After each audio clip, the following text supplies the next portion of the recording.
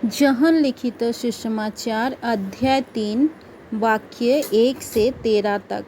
Nicodemus नामक फरीसी यहूदियों की महासभा का सदस्य था। वो रात को ईसा के पास आया और बोला, रब्बी, हम जानते हैं कि आप ईश्वर की ओर से आए हुए गुरु हैं। अब जो चमत्कार दिखाते हैं उन्हें कोई तब तक नहीं दिखा सकता जब तक कि ईश्वर उनके साथ ना हो। ईसा ने उनसे उत्तर दिया, मैं आपसे ये कहता हूँ, जब तक कोई दोबारा जन्म ना ले तब तक वो स्वर्ग के राज्य में नहीं देख सकता।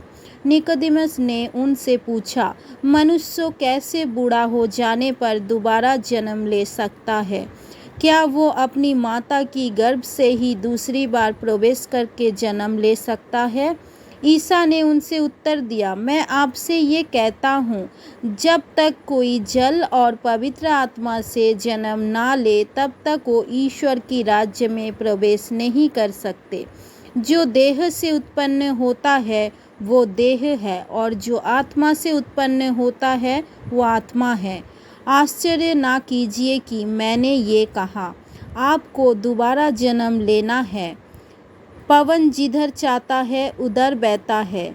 आप उसके आवाज़ सुनते हैं किंतु ये नहीं जानते कि वो किधर से आता है और किधर जाता है। जो आत्मा से जन्म लेता है वो ऐसे ही है।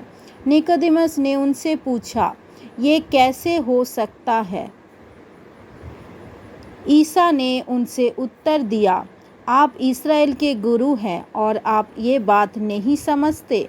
मैं आपसे ये कहता हूँ, हम जो जानते हैं वही कहते हैं, जो देखा है उसी के साक्ष्य देते हैं, किंतु आप लोग हमारे साक्ष्य स्वीकार नहीं करते।